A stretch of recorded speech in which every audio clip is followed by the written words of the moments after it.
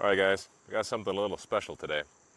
Today we get to work on a Randell make table from a pizza chain. And I didn't film the original diagnosis because I wasn't able to, because this is a smaller restaurant.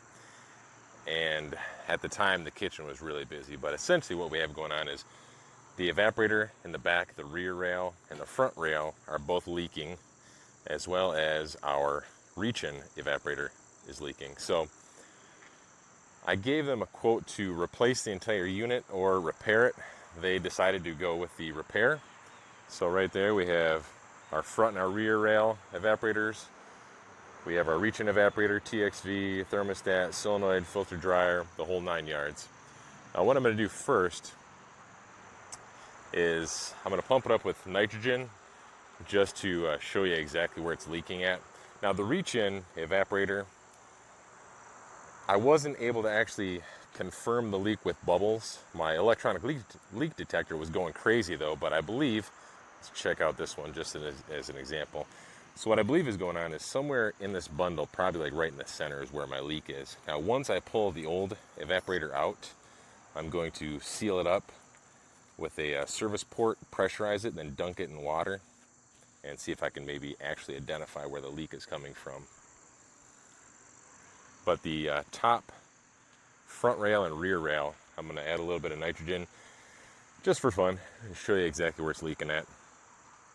You can see for the most part I'm all set up here. It's kind of nice today. I get to work outside.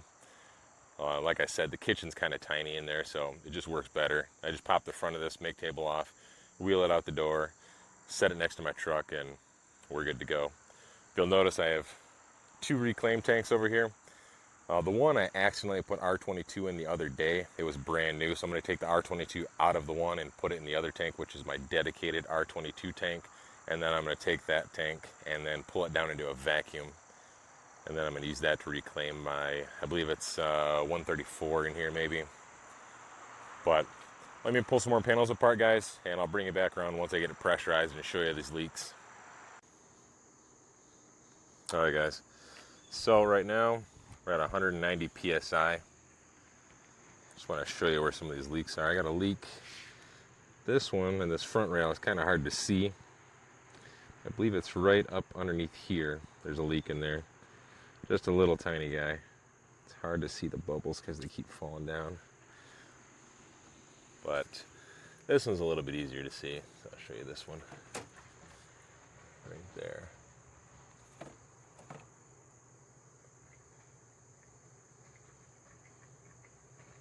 There's that leak.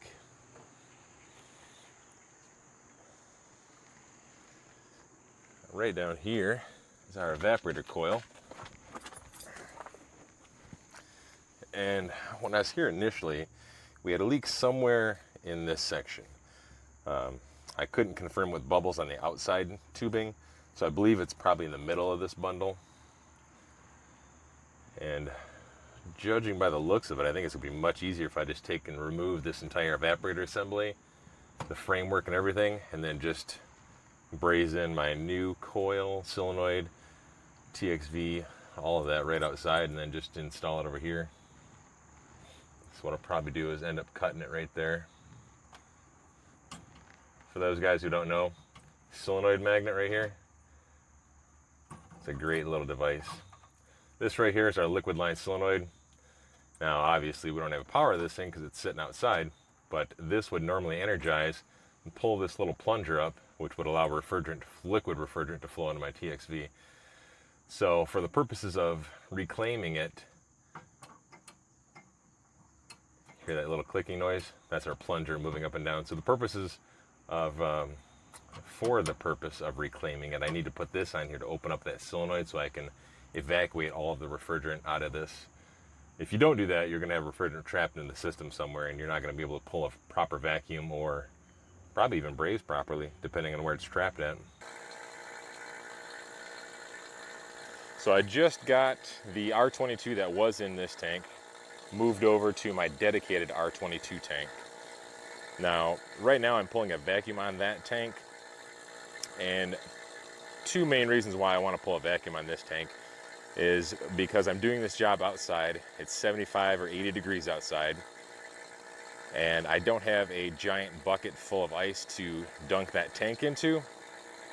So what'll happen is if I go to reclaim this entire charge, or what could happen, it's a pretty big tank, so I might not run into this situation, but I'm being proactive. So what could happen is as I begin to reclaim this refrigerant, the pressure inside that tank is going to build up and just slow down or completely stop my reclaiming process.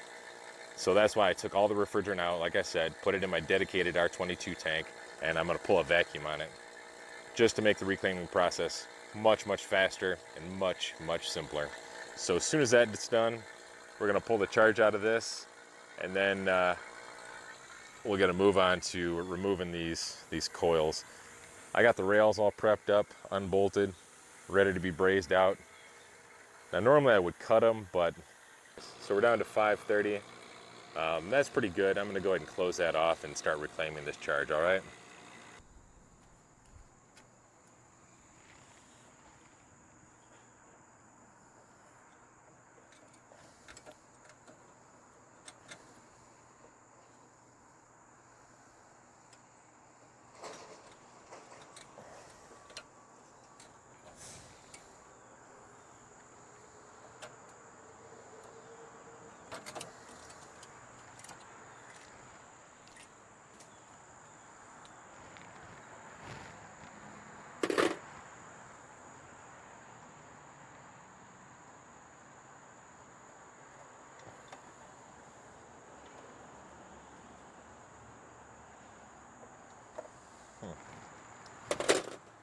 All right.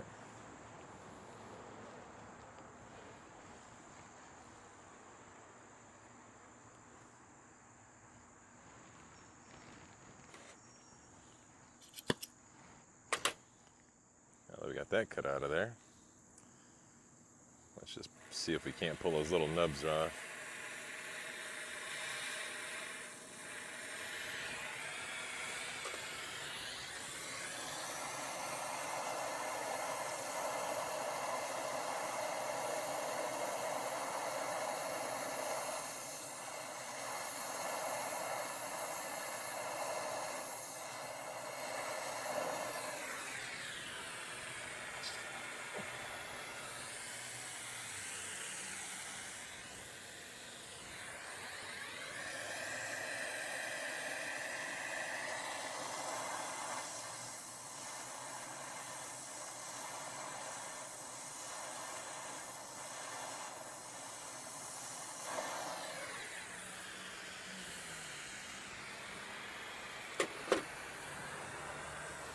There.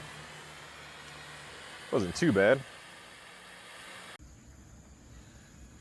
All right, let's get our nitrogen dialed in here.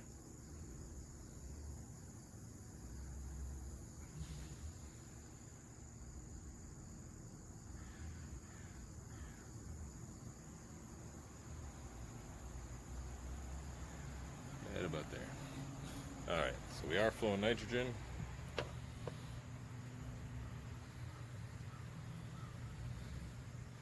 I got this mounted a little bit better than it was a few minutes ago.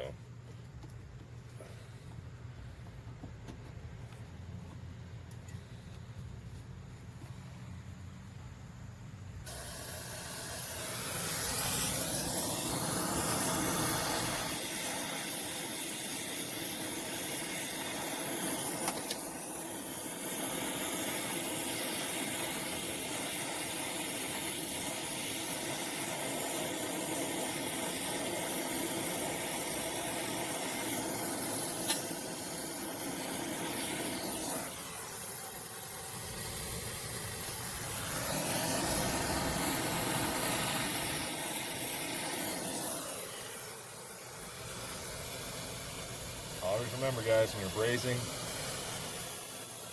keep an eye on what's behind the flame or underneath the flame. It's right down here, a little bit further down, there's a temperature sensor that I could have toasted.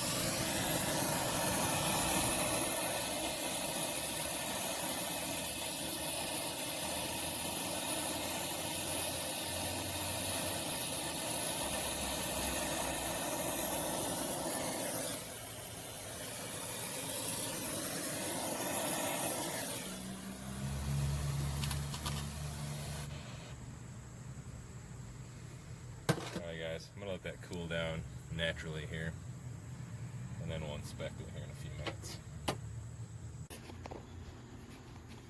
Real quick, guys, I want to show you another fun issue you may run into on a job similar to this. So if you'll notice right there, by the way, this is my front evaporator coil that I pulled off. If you'll notice right there, I burned through my copper as I was removing the evaporator.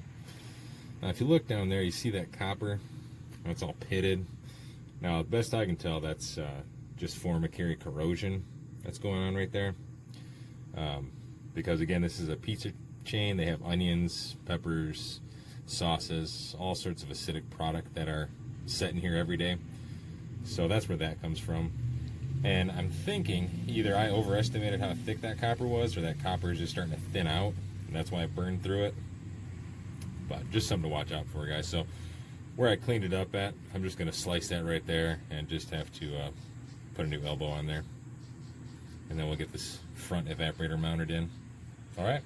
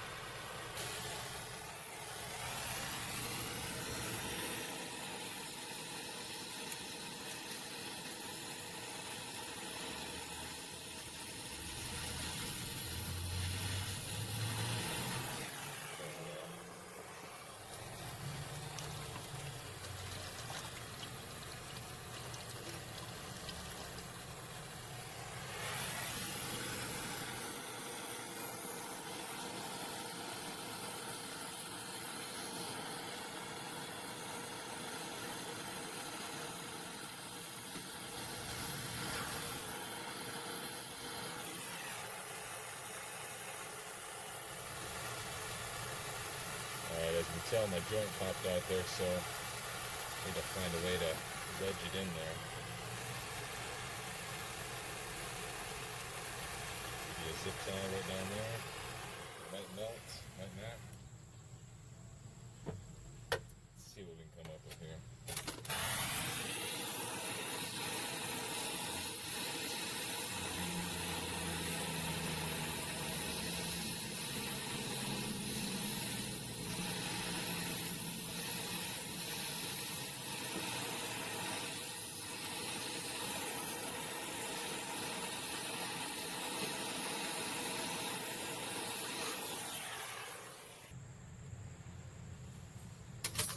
Got it. Pull it off before it pops out of place again.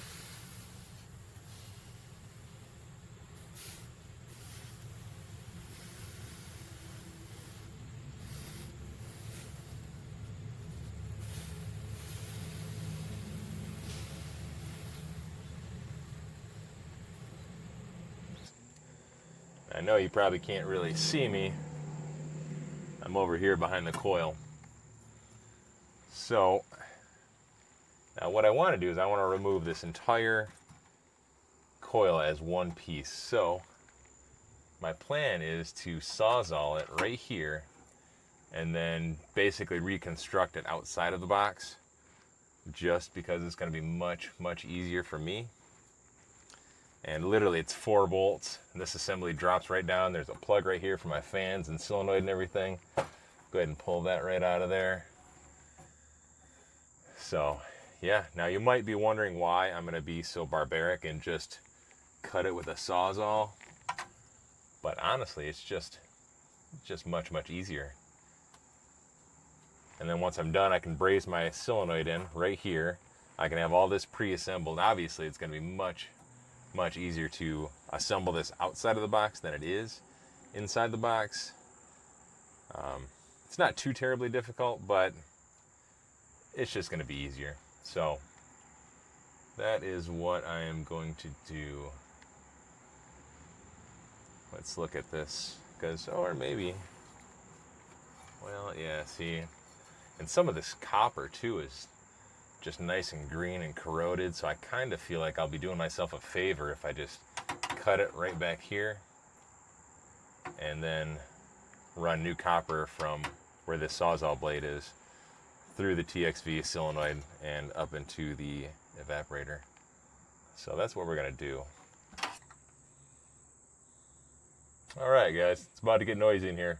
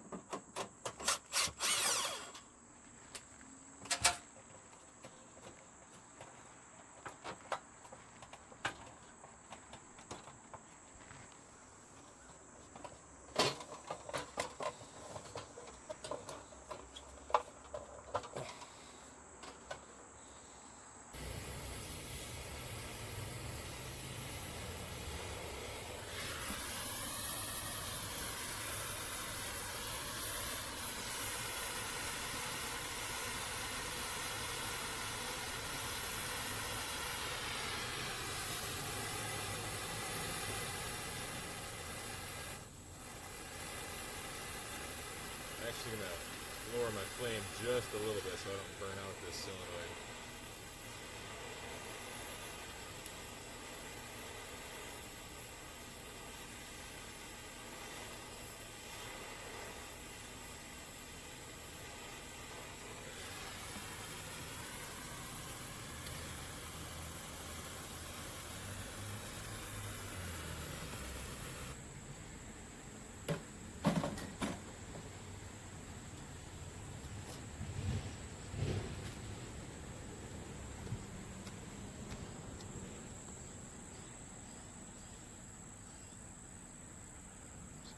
Not too bad. Solenoid's going the right direction. TXV's not on backwards. Joints look pretty good. At the bottom of this one, I had a little bit more of a underside bubble is what I call it. Just a little bit hanging solder. A little bit more than I like, but it's all right. Everything looks good, nice and tight. So let's get this mounted in there.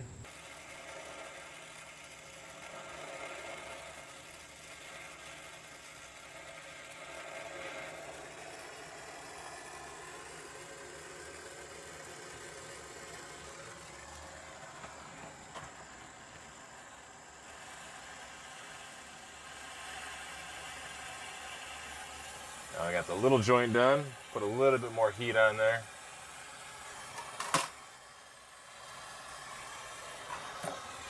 We'll get this big joint done real quick.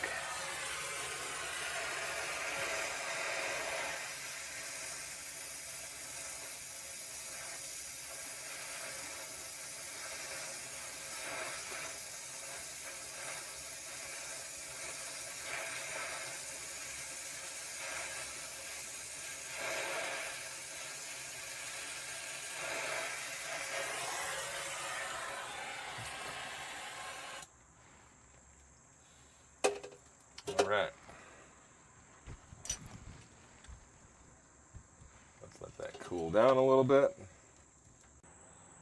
All right, guys, let me give you a quick tour of the place. Right now we got our little solenoid on here, the coil just sitting here. I'm gonna probably get the covers mounted on the other side, get the rest of the screws back in here, and then we're gonna get to changing this filter dryer so we can hurry up and get this thing pulled into a vacuum.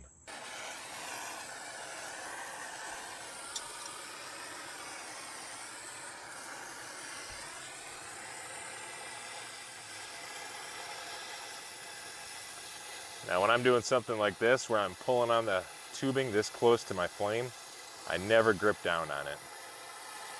I just kind of keep it open like this, just lightly tap it out of there.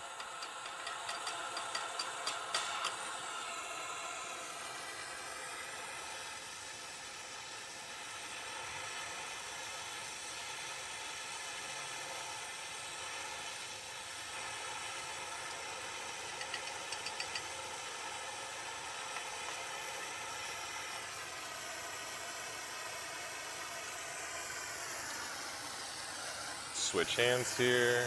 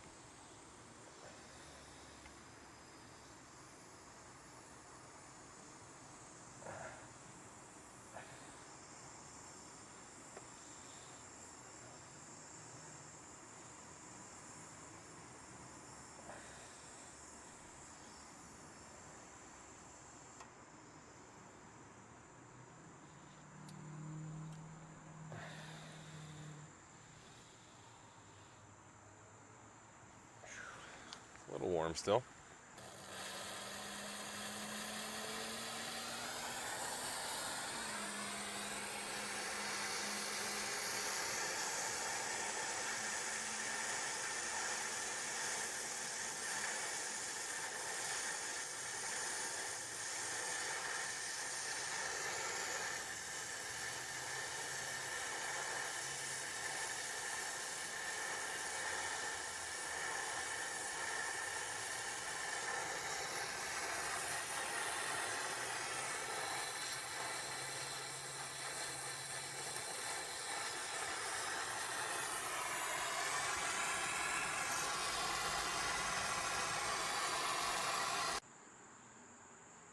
All right, guys, here's where we stand. Just got done brazing in our dryer, as you've seen. We're under pressure at about 147. It's holding steady, so I think we are nice and tight. I'm going to give it about another 10 minutes, and then I'm going to hook up my vacuum pump, which I just changed the oil on, so we should be good to go. And then we'll pull a vacuum on it, recharge it, shove it back inside, plug it in, and verify some temperatures. So we're down to 240 microns. As you can see, I have both my core removal tools in there.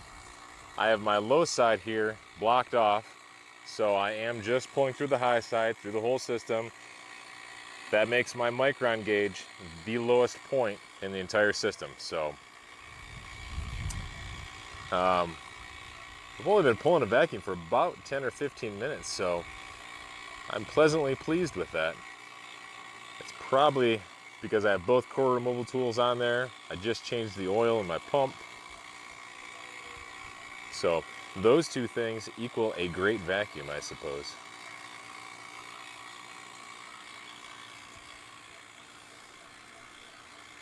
All right, I think we're good enough to do a decay test, all right? Now my system is completely isolated. My current gauge is at the lowest point of the system. We have 0 rise so far.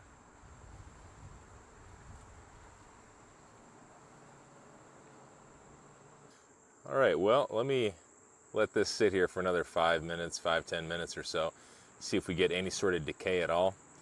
And then I'm going to go ahead and charge it up with 24 ounces of R404. And then we'll wheel it inside, plug it in, and see what kind of temperatures we get. All right.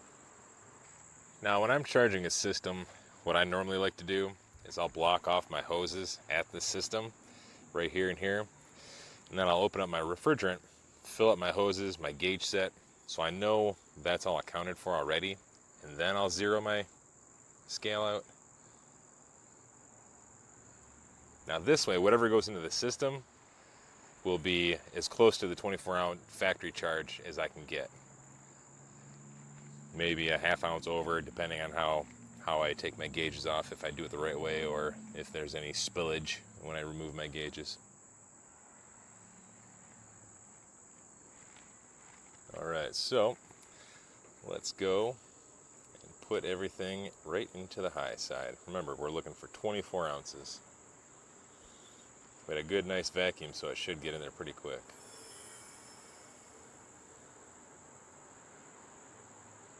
So 1 pound, 8 ounces.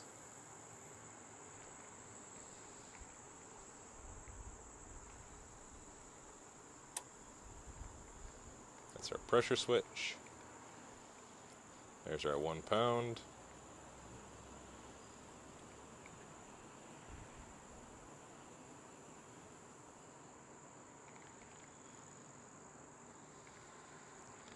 We got about 1 pound, 9.2 ounces, which will be fine.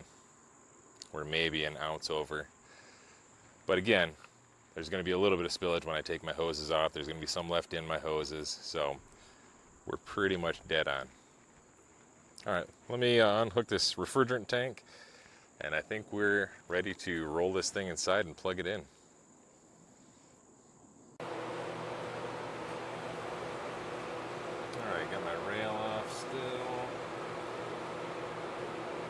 I did zero my gauges out, but I'm still getting odd readings. As you can tell, I'm driving home. I wasn't able to film the last portion of that job, mostly because it's a little tiny kitchen. There were a couple managers working tonight, and they got kind of busy, so I just didn't have an opportunity to film everything. I got a few little pictures, clips, just showing some pressures and temperatures. I'm going to try to sneak those into the video if I can. But after the last clip you guys seen, things got a little wild once I got the unit rolled in and started up. So once I had the unit running, my evaporator temperature dropped all the way down to about -14. And my superheat was 40 something, subcooling was right around 13. My low side pressure was 33. My condensing pressure was okay. I was right around 105 degrees inside. So that really wasn't the main issue, but I ended up adjusting my superheat, my TXV, just to get about 10 to 12 degrees of superheat. I was able to get it in just a hair under 11, which was really, really nice. So once I got the superheat dialed in, my pressures came back to normal. But then I had another issue. The reach-in box just got too cold. I got down to probably 27 degrees. And on those Randell maketables, the mechanical thermostat, it has a sensing bulb. You have to jam it up inside the evaporator. and apparently I didn't jam it into the right spot. I ended up moving it a few different times to try to get the proper temperature cycle. I eventually got it about 2 inches from the back and about 3/4 the way in, if the sensing bulb was about 1 inch long. So jammed it in the evaporator about 3/4 of an inch, and I finally got a proper temperature cycle of about 35 to 39. And the top rail on that was, I think, 37 when I left. So everything was nice and honky-dory. Everything was running good when I left. It was just being finicky. It was one of those days where everything kind of fought me a little bit. So, but anyway, we got it. And I'm glad you guys were able to see a majority of what happened today. It was a good time. So anyway, guys, I'm gonna get back to driving. I'm gonna get home. Hope you enjoyed the video. Thanks for watching. I really appreciate it. Keep them comments coming. I like those even more. Like and subscribe, guys. We'll see you on the next one, all right?